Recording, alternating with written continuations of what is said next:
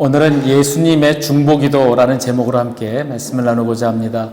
오늘 말씀은 요한복음 17장 20절에서 23절의 말씀입니다.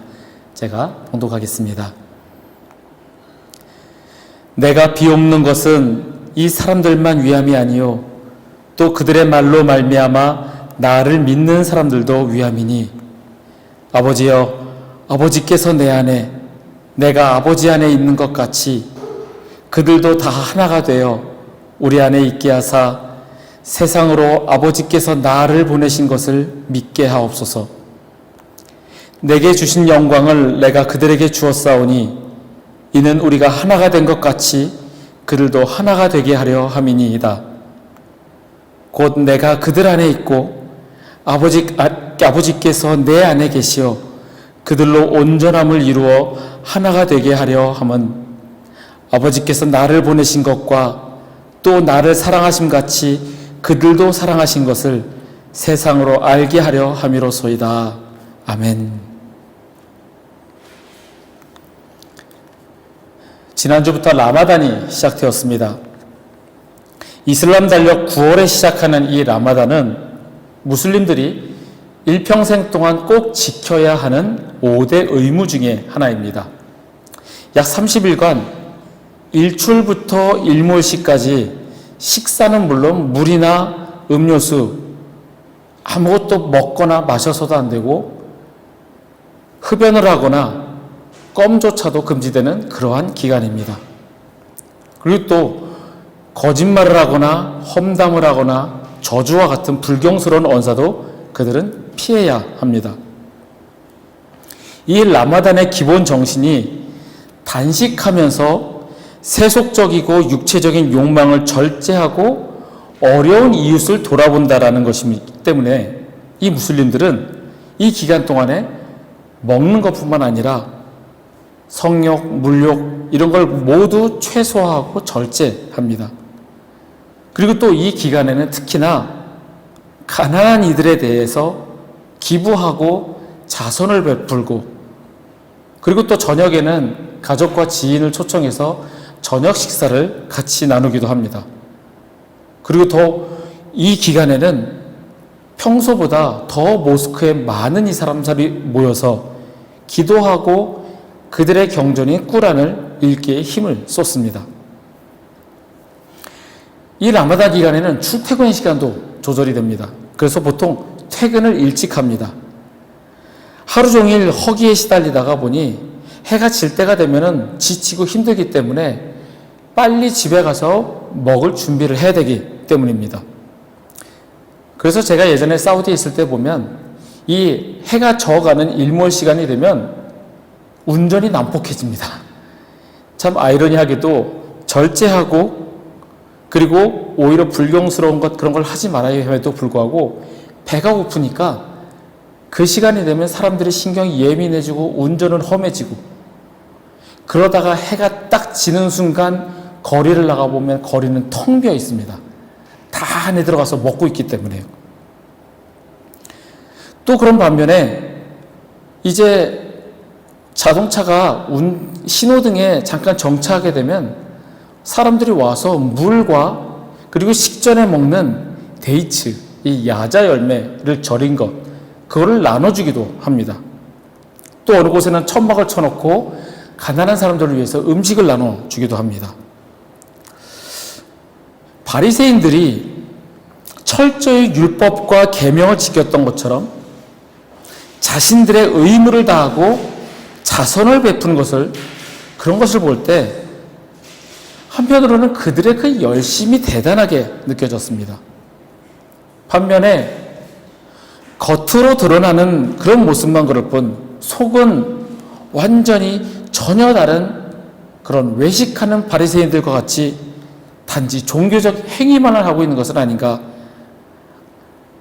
그렇게 생각도 들었습니다. 그런데 그들은 그렇게 그들의 종교의 열심인 것에 반해 우리 그리스도인들은 과연 무엇이 다를까? 하나님을 믿는다, 예수 그리스도를 믿는다 하지만 지금 시대에 와서 보면 손가락질을 받는 것이 교회이고 그리스도인은 아닐까, 그런 안타까운 생각이 들었습니다. 오늘 본문이 속해 있는 요한복음 17장은 예수님께서 체포되어 십자가의 고난을 당하시기 전에 하나님의 백성이 될 자를 위해 마지막으로 드리는 중보기도입니다. 그래서 본문의 제목을 하나님의 아들의 중보기도라고 합니다. 이 17장에 나타나는 예수님의 기도를 크게 세 부분으로 나누면, 첫 번째는 예수님을 위한 기도, 두 번째는 제자들을 위한 기도, 그리고 마지막 세 번째는 제자들을 하여금 복음이 전하여져서 믿게 된 자들을 위한 기도라고 할 수 있습니다. 그런데 이 기도를 자세히 살펴보면 제자들을 위한 기도와 그리고 예수 그리스도를 믿게 될 자, 믿는 자들을 위한 중보 기도, 이 두 기도에는 공통점이 하나 있습니다.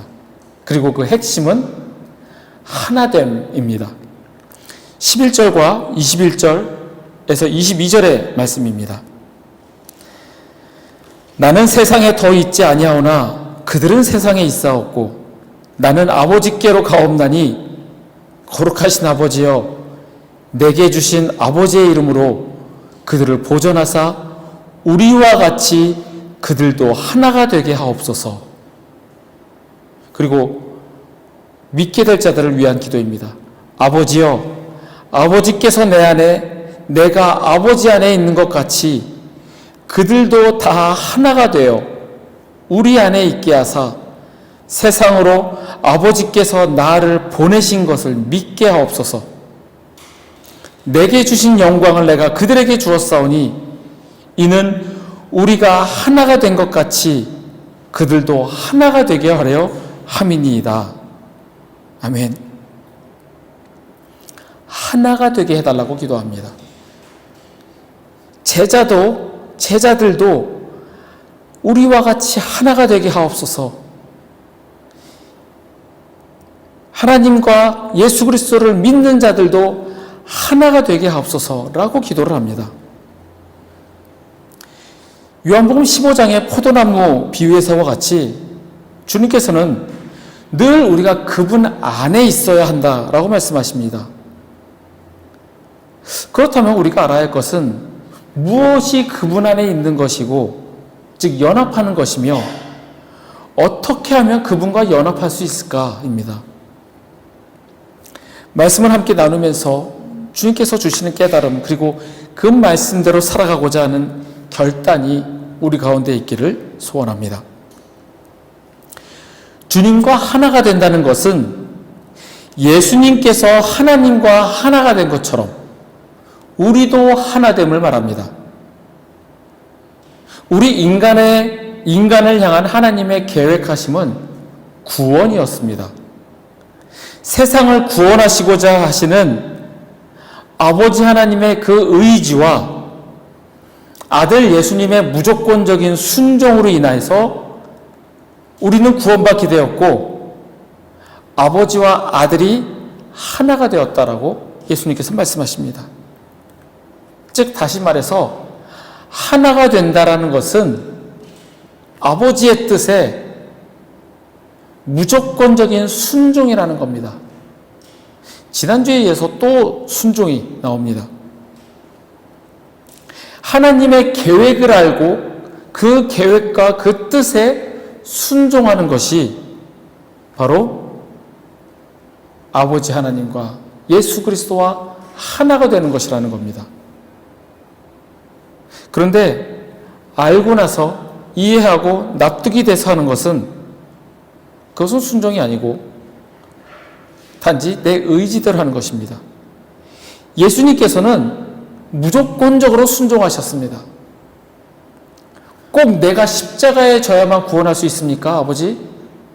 다른 방법으로도 할 수 있지 않습니까?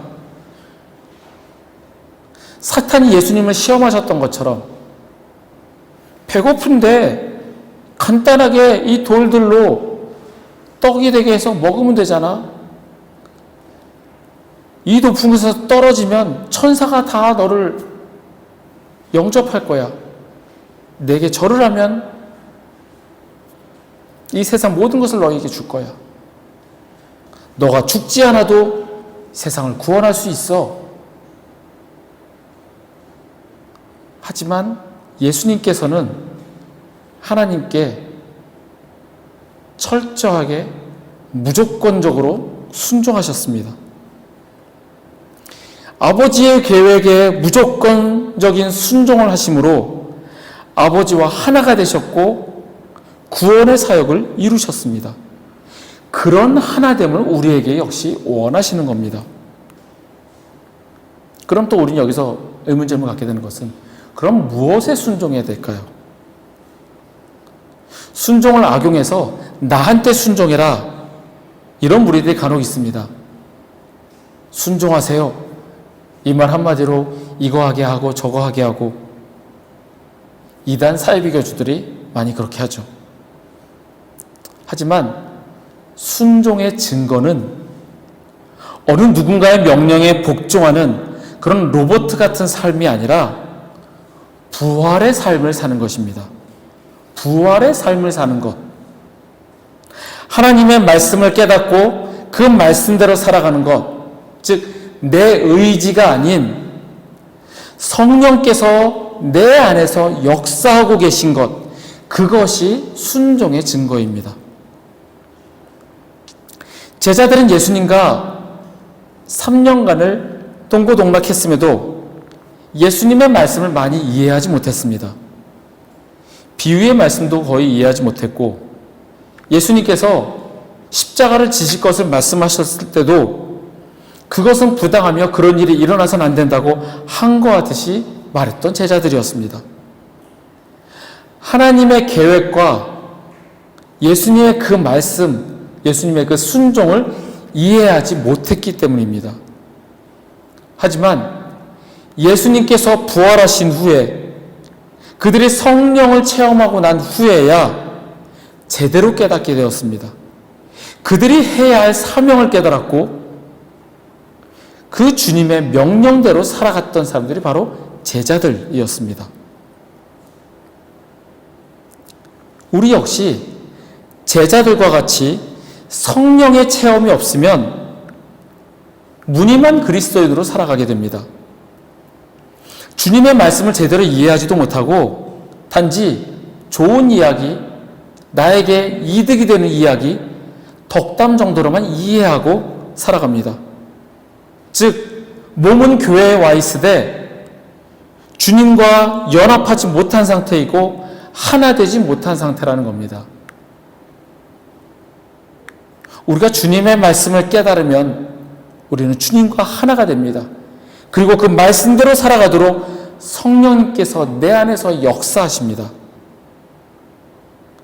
그런데 하나님의 말씀이 들어오려 할 때 우리는 거부할 때가 있습니다. 그건 너무 어려운데요. 저 못하겠는데요. 자신의 고집이나 다른 욕심이 작동할 때입니다. 하나님의 명령, 그 말씀하심을 깨달았는데 그 일을 실천하기에는 너무 힘이 드는 이유는 하나님이 아닌 다른 우상이 내 안에 있기 때문입니다.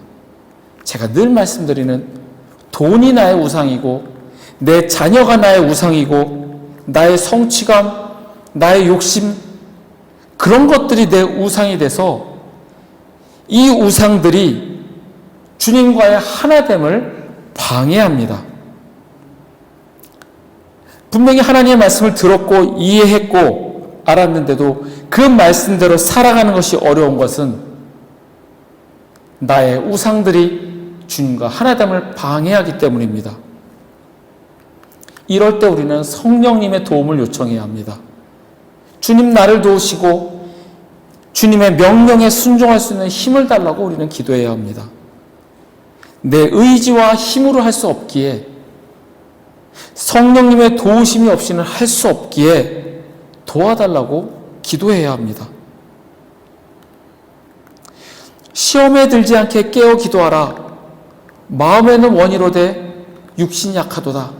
예수님께서 해결책을 주셨던 것 같이 육신이 약하기에 기도하라는 이야기입니다. 성령님께서 도우십니다.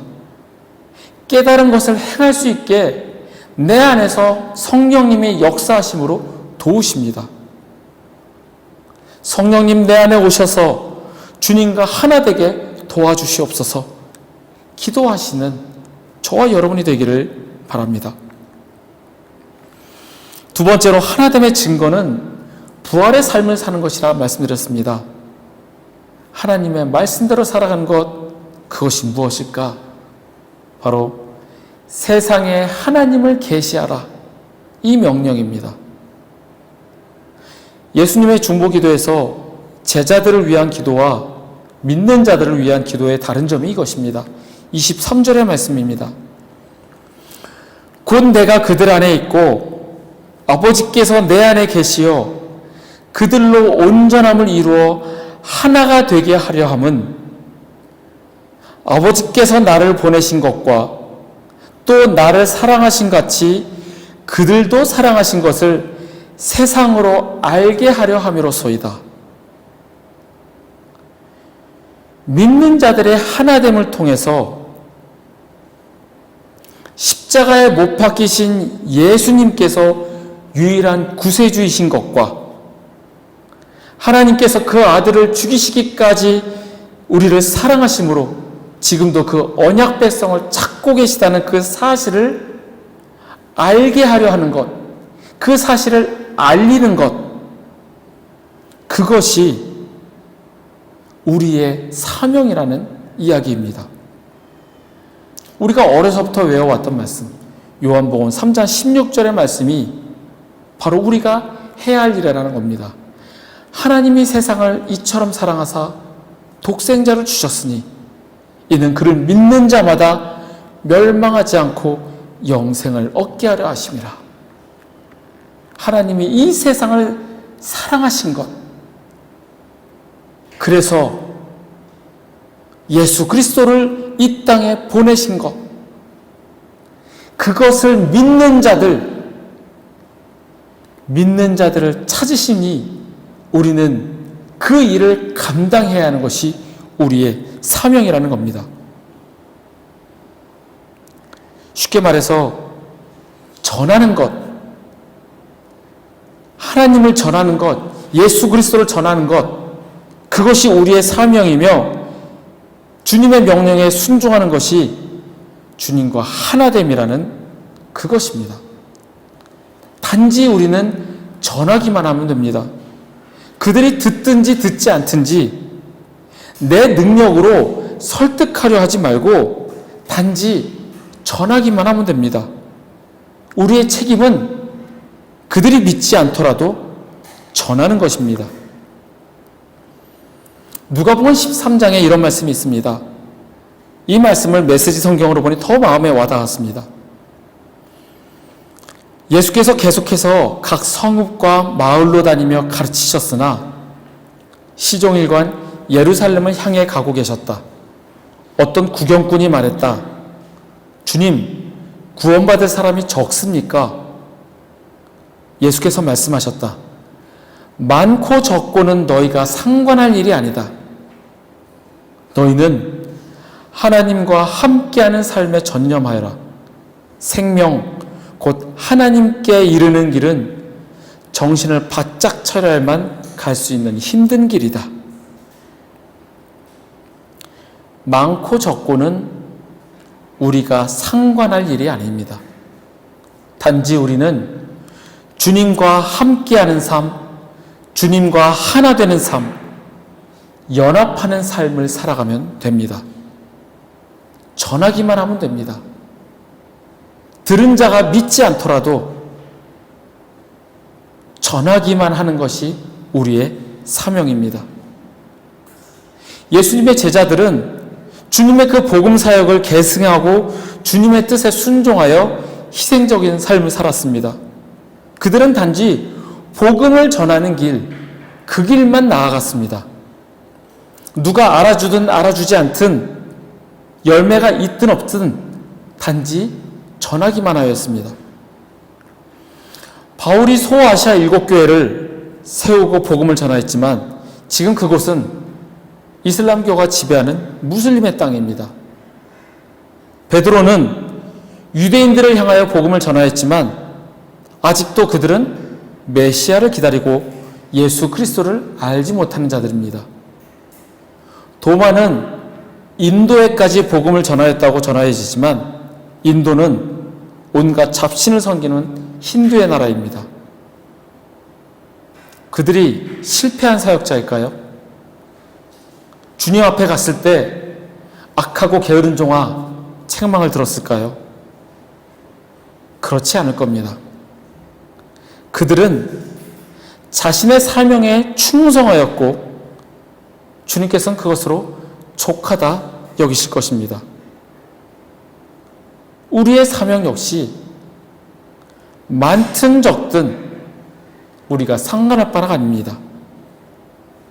우리가 해야 할 일은 하나님을 세상에 계시하는 것, 예수 그리스도를 전하고 하나님의 사랑을 전하며 복음을 전하는 부활의 삶을 살아가는 것입니다. 하나님과 함께하는 삶에 전념하면 됩니다. 성령께서 내 안에 역사하시고 내가 해야 할 일을 하게 하십니다. 말씀을 정리합니다. 주님과 하나됨은 하나님의 계획을 알고 그 계획에 무조건적으로 순종하셨던 예수님처럼 예수님이 하나님과 하나 되셨던 것처럼 우리 역시 주님의 말씀을 듣고 깨닫고 그 말씀대로 살아가는 삶입니다. 그리고 그 하나됨의 증거는 예수 그리스도를 전하는 것, 하나님의 사랑을 전하고 복음을 전하는 부활의 삶을 살아가는 것입니다. 성령님 내 안에 오셔서 역사하시고 주의 사람으로 주님과 동행하는 삶을 살아가게 하옵소서. 내 고집과 우상을 버리고 오직 주님만 바라보며 살아가게 하소서. 기도하며 주님과 하나가 되시는 저와 여러분이 되시기를 간절히 소원합니다.